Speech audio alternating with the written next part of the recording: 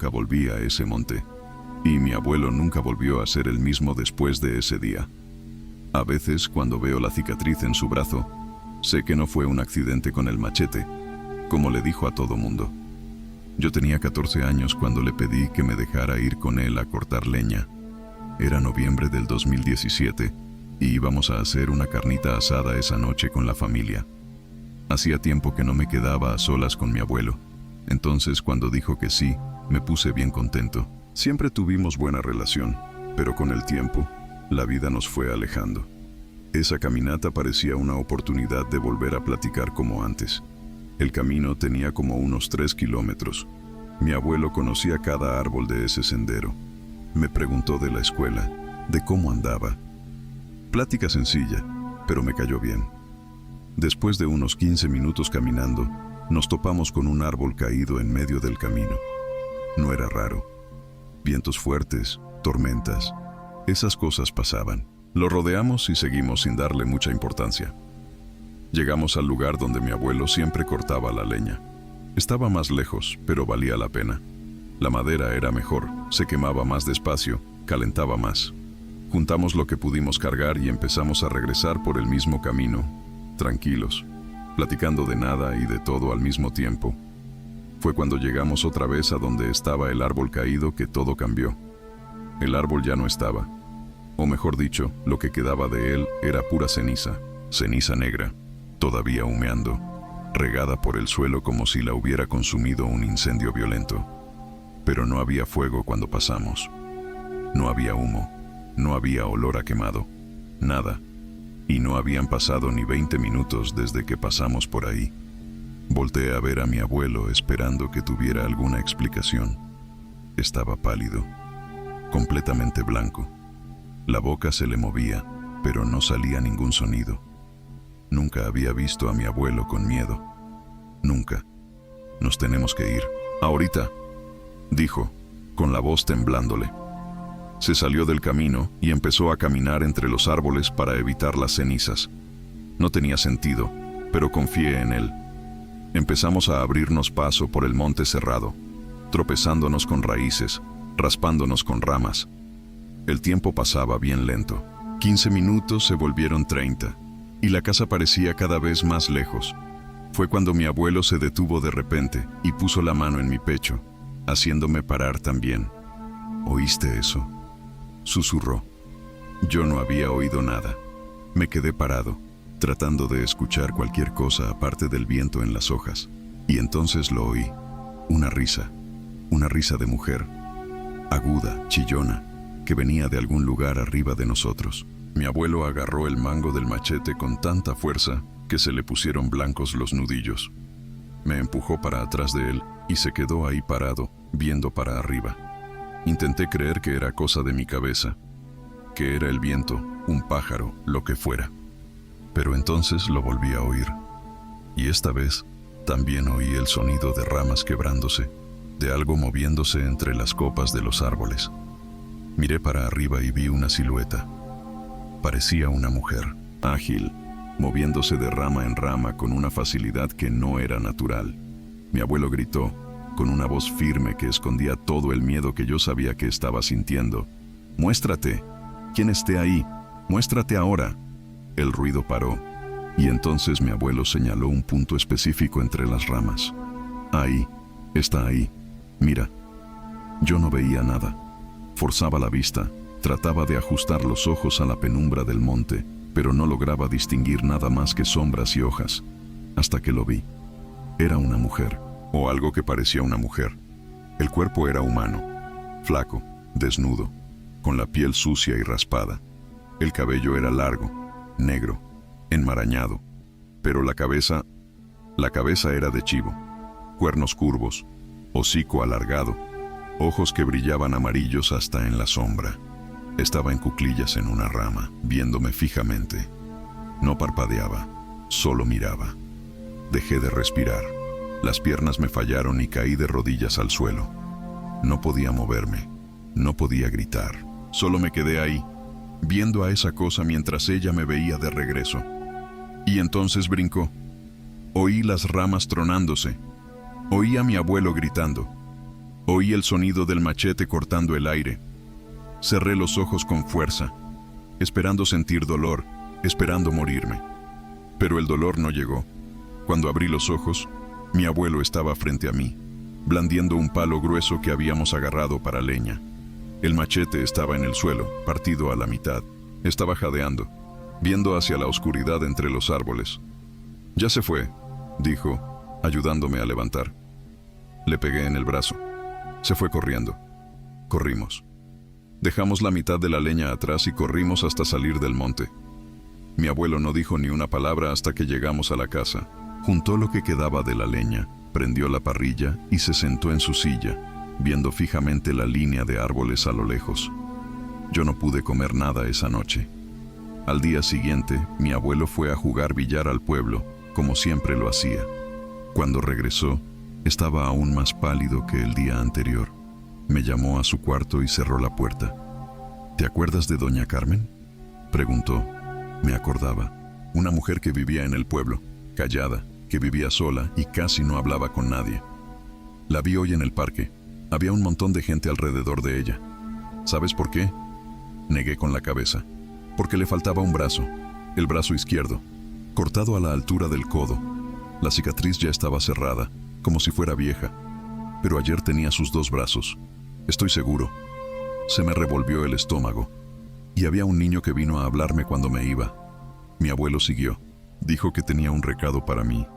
Dijo que iba a pagar por lo que hice, que iba a pagar caro. Mi abuelo nunca volvió a ese monte.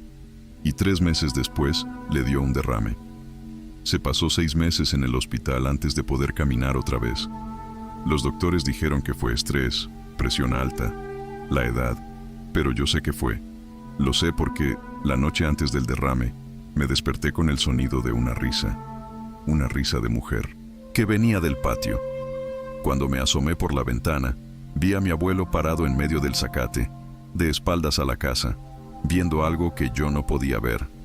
Se quedó ahí por más de 1 hora, completamente inmóvil. Al día siguiente, se cayó, sobrevivió, pero nunca volvió a ser el mismo. Nunca volvió a sonreír, nunca volvió a bromear.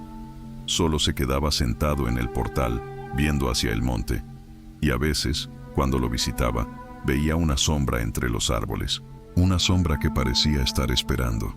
Mi abuelo murió el año pasado. Ataque al corazón. Instantáneo, dijeron los doctores. Pero yo sé que no fue eso, porque cuando fui al velorio y vi su cuerpo en el ataúd, noté algo raro. El brazo izquierdo, el que tenía la cicatriz, estaba acomodado de una forma extraña, como si lo hubieran quebrado y vuelto a acomodar. Y en la muñeca, donde debería estar el reloj que nunca se quitaba, había una marca de quemadura, en forma de mano, con dedos demasiado largos para ser humanos. Si te están gustando estos relatos, no olvides darle like a este video y suscribirte al canal para más historias de terror. Mi mamá me dijo una vez que vine al mundo cargando una luz. Las cartománticas leyeron las cartas cuando todavía estaba embarazada y dijeron que yo iba a ser especial. Un ser de luz, me llamaban. Yo no sabía qué significaba eso. Todavía no lo sé, pero sé que esa luz tiene un precio, y el precio fue mi mamá. Desde que nací, cosas raras pasaban a mi alrededor. Mi abuela contaba que, días antes de que naciera, escuchaba voces festejando por los pasillos de la casa. Cuando iba a ver quién era, no había nadie. El ruido paraba de golpe.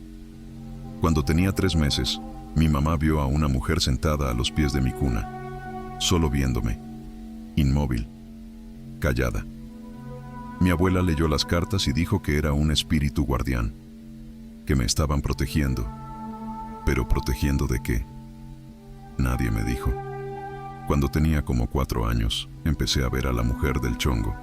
Usaba un camisón color crema y aparecía de noche, siempre en el mismo lugar, siempre viéndome. No le tenía miedo, no al principio. Era como si fuera parte de la casa, como un mueble que siempre había estado ahí. Le conté a mi abuela. Me pidió que describiera a la mujer.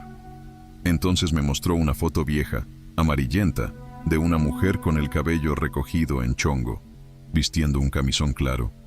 Era mi tatarabuela. Ella te está cuidando, dijo mi abuela. Pero si me estaba protegiendo, ¿por qué se veía tan triste? Fue una noche de invierno cuando finalmente me habló. Yo debía tener como 5 años. Me desperté con ella sentada en la orilla de mi cama, viéndome con esos ojos hundidos y oscuros. Va a pasar algo malo, dijo. Su voz era débil, lejana, como un eco. Muerte, tristeza. No se va a poder evitar. No entendí. Era una niña. ¿Cómo iba a entender? Unos meses después, mi tío abuelo murió. Ataque al corazón. De repente, sin aviso. Y entonces tuve el sueño. Estaba nevando. Veía la nieve caer despacio, cubriendo todo de blanco. Mi mamá estaba acostada en una cama, flaca, tan flaca que parecía que la piel se le pegaba a los huesos. El cabello se le había caído. Yo sabía, en el sueño, que era cáncer. Aunque no supiera bien qué era el cáncer, lo sabía. Me llamó para que me acercara. Me agarró la mano con los dedos fríos y débiles. Me tengo que ir, mi hija, dijo. Estoy muy enferma. Te quiero mucho. Y entonces solo había nieve. Nieve cayendo. Silencio. Me desperté llorando. Días después, escuché a mi mamá platicando con mi abuela. Cuando me vieron, dejaron de hablar. Era plática de adultos, dijeron. Pero yo había escuchado la palabra enfermedad. Fui con mi mamá y le pregunté, ¿tienes cáncer? Volteó a ver a mi abuela. Se quedó callada. Después negó con la cabeza y dijo que no. Me mandó a jugar con los perros en el patio. Yo sabía que estaba mintiendo. Unos meses antes de su cumpleaños, mi mamá se rapó la cabeza. Me enseñó a hacer trenzas y chongos usando un pedazo de tela de un pañuelo. Yo tenía 6 años y todavía no entendía completamente qué era el cáncer, pero sabía que mi mamá estaba enferma. Cuando cumplí 7 años empezaron las voces. No eran como la voz de mi tatarabuela. Estas voces eran múltiples, confusas, encimadas. Hablaban al mismo tiempo, decían cosas que no entendía. No paraban. Venían de mañana, de tarde, de noche, sobre todo cuando estaba sola. Mis calificaciones se fueron al suelo. Faltaba mucho a la escuela porque tenía que ir al hospital con mi mamá. Y aunque estuviera en clase, no me podía concentrar. Las voces no me dejaban. Empecé a ver cosas también. Animales que nadie más veía. Personas caminando por los pasillos de la escuela, atravesando paredes, desapareciendo. Mi abuela dijo que yo era sensible, que veía espíritus, pero yo no quería ver. Yo no pedí esto. Mi mamá murió en noviembre de ese año. Un día antes de morir, nevó. Fue la primera vez que nevaba en esa región en años. Me llamó para que me acercara a la cama, me agarró la mano y dijo las mismas palabras de mi sueño. Me tengo que ir, mi hija. Estoy muy enferma. Te quiero mucho. Todo lo que vi en el sueño se volvió real. Después de que murió, las voces pararon por un tiempo. Pensé que se habían ido. Que tal vez, con su muerte, lo que me perseguía se había ido también. Pero estaba equivocada. Hoy tengo 15 años. Voy a cumplir 16 pronto. Y hace unos meses, las voces regresaron. Más fuertes. Más insistentes. No me dejan en paz. Vienen en mis momentos más vulnerables. Cuando estoy cansada. Cuando estoy sola. Cuando estoy tratando de dormir. Me dicen cosas. Cosas malas. Sobre gente que va a morir. Sobre cosas que van a pasar. Y no sé si debo creerles o no. Porque la última vez que les creí, mi mamá murió. Decidí dejar de negar. Acepté que soy diferente. Empecé a estudiar brujería, como mi abuela, como mi mamá. Empecé a leer sobre demonología. Aprendí a proteger la casa, a hacer limpias, a leer las cartas. Tal vez esa sea la luz que vieron las cartománticas. No una luz buena, sino una luz que ilumina la oscuridad, que me deja ver lo que no debería verse. Anoche me desperté con una voz llamándome. Era la voz de mi mamá. Estoy segura. Me levanté y fui a la ventana. Afuera, parada en medio de la calle, había una mujer. Estaba de espaldas, pero yo sabía quién era. Reconocí el camisón color crema, el cabello recogido en chongo. Era mi tatarabuela. Volteó la cabeza despacio, hasta que su cara quedó volteada completamente hacia atrás, imposible, quebrada. Y sonrió. «Va a pasar otra vez», dijo, «y esta vez va a ser contigo». Cerré la cortina. Regresé a la cama.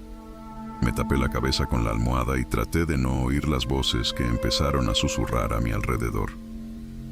Porque sé que tiene razón. Siempre lo supe. Apoya el canal compartiendo este video con alguien que le gusten las historias de terror. Nos vemos en el siguiente relato.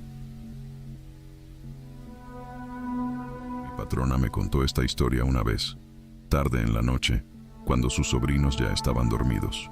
Dijo que era sobre mí, sobre cuando era niña. No me gusta contar esto, pero creo que necesito, porque hay cosas que uno carga toda la vida, y esta es una de ellas. Crecí en el campo de Ecuador, en una hacienda de mi familia que producía cacao. Era un lugar bonito, lleno de verde, con senderos que cruzaban las plantaciones y llegaban hasta el río. Adoraba ese lugar cuando era chica, antes de saber que había algo malo en él. Debía tener como 8 años cuando pasó la primera vez. Mi mamá me mandó a la plantación a llamar a los hombres para la comida. Mi papá y mis hermanos estaban trabajando ahí. Salí de la casa y empecé a caminar por el sendero que me sabía de memoria. Fue cuando vi a mi hermano mayor. Estaba cerca de un árbol de mango, medio escondido, como esperando a alguien. Cuando me vio, salió de atrás del árbol y me preguntó qué estaba haciendo sola.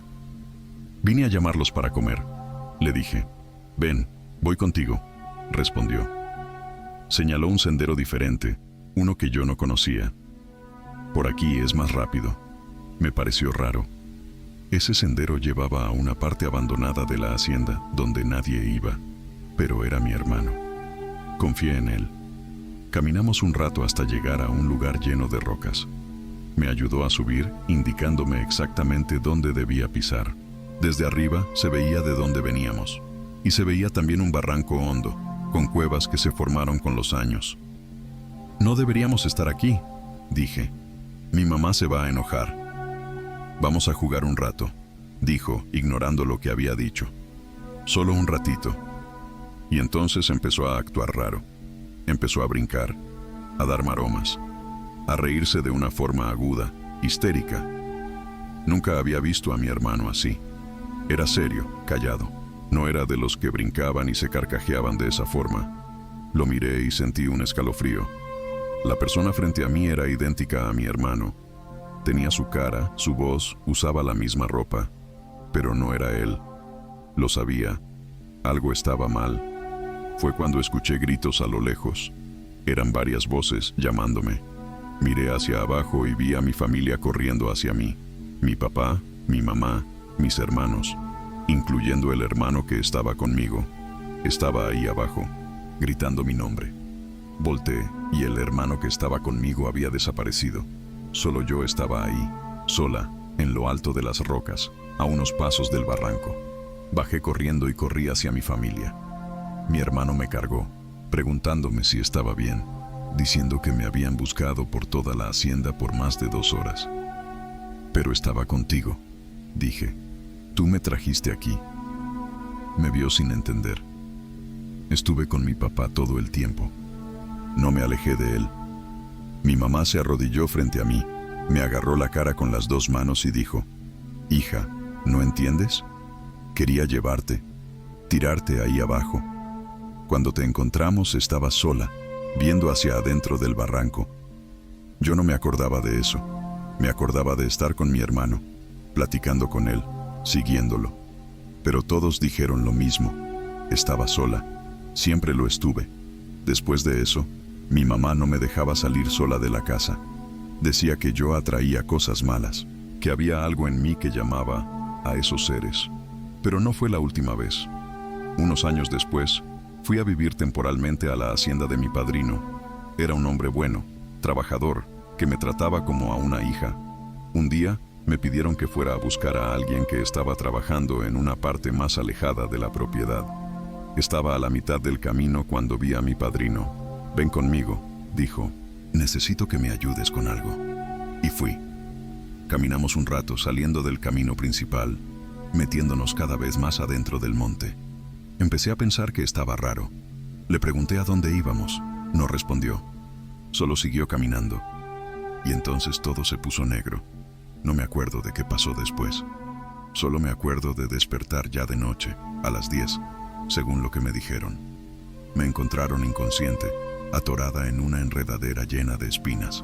Espinas enormes, filosas, que rodeaban mi cuerpo completamente. Pero no tenía ni un rasguño, ni uno. No había forma de que hubiera entrado ahí sin lastimarme. No había forma de que hubiera estado ahí por horas sin una sola herida. Cortaron la enredadera para sacarme. Cuando desperté de verdad, me dijeron que mi padrino ni siquiera estaba en la hacienda. Se había ido al pueblo el día anterior y regresó hasta el día siguiente. El curandero de la región vino a verme. Dijo que yo tenía un don, que los espíritus y las entidades me veían diferente, que necesitaba aprender a protegerme, porque esto iba a pasar otra vez. Los atraes, dijo, y van a tratar de llevarte, de una forma u otra. Fue por eso que me vine a la ciudad, para huir de ese lugar, de lo que me perseguía. Pero a veces, cuando estoy sola de noche, cuidando a los sobrinos de mi patrona, escucho pasos en el pasillo, pasos que paran en la puerta del cuarto. Y cuando volteo, hay alguien ahí, alguien con la cara de una persona que conozco, mi patrona, mi hermano, mi padrino, pero sé que no son ellos, porque los ojos están mal, siempre están mal. Si llegaste hasta aquí, activa la campanita para no perderte ningún relato. Tenemos más historias así cada semana. Mi papá murió hace 10 años, pero antes de morir, me contó algo que nunca pude olvidar. Algo que cambió completamente la forma en que lo veía. Mi papá era trailero. Se pasó toda la vida en la carretera, manejando de un estado a otro, llevando carga, trayendo dinero a la casa. Era un hombre sencillo, trabajador, que amaba a mi mamá por encima de todo. Cada vez que regresaba de viaje, le traía un regalo. Flores, peluches, chucherías, cosas de gente enamorada. Nunca nos faltó al respeto, nunca levantó la voz, nunca fue violento. Era el tipo de papá que todos querían tener. Hasta ese día, hace como 13 años ahora, había regresado de un viaje de Chihuahua a Durango. Cuando llegó, estaba diferente, cansado, serio, distante. Pensé que era solo el cansancio de la carretera.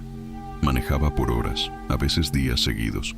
Era normal quedar agotado, pero siguió así, día tras día. No comía bien, no platicaba, no sonreía, solo se quedaba acostado, viendo al techo. Mi mamá estaba angustiada.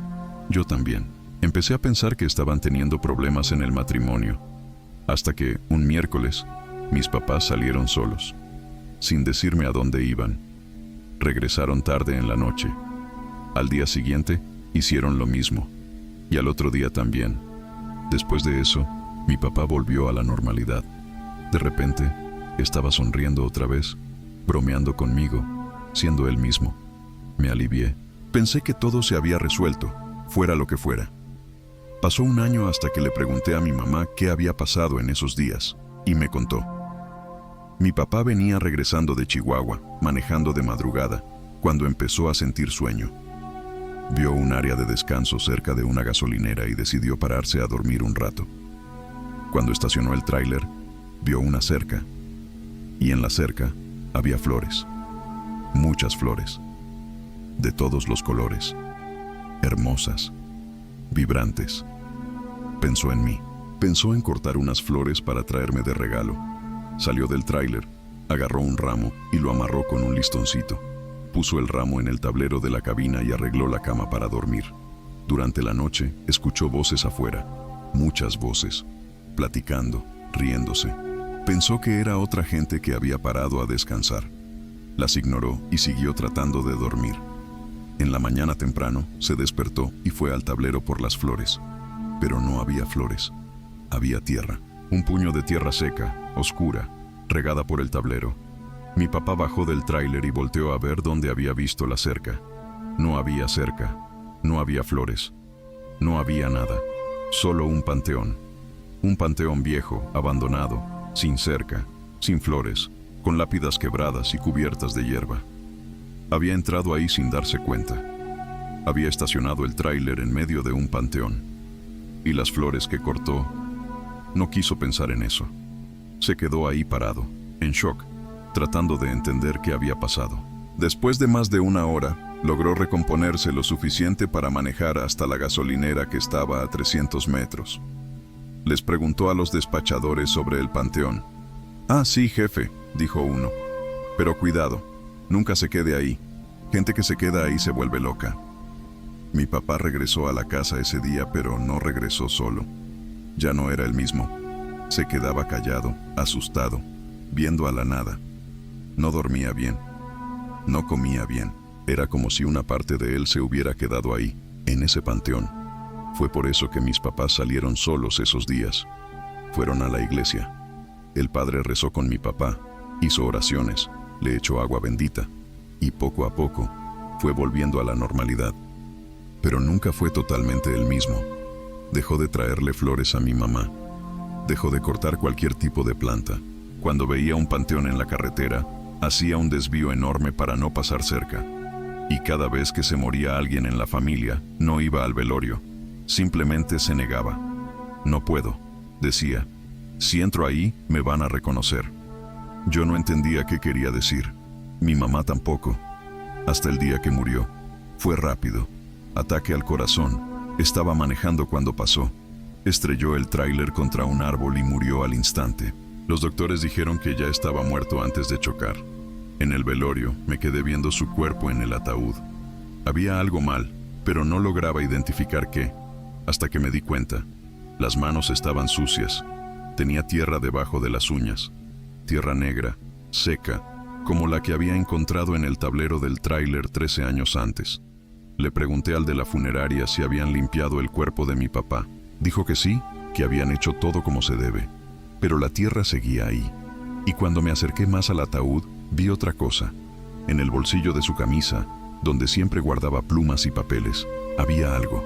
Una flor. Marchita, seca, negra, pero todavía se reconocía. Era la misma flor que había cortado en ese panteón. Saqué la flor del bolsillo, la escondí en mi mano y la tiré después. No le conté a nadie.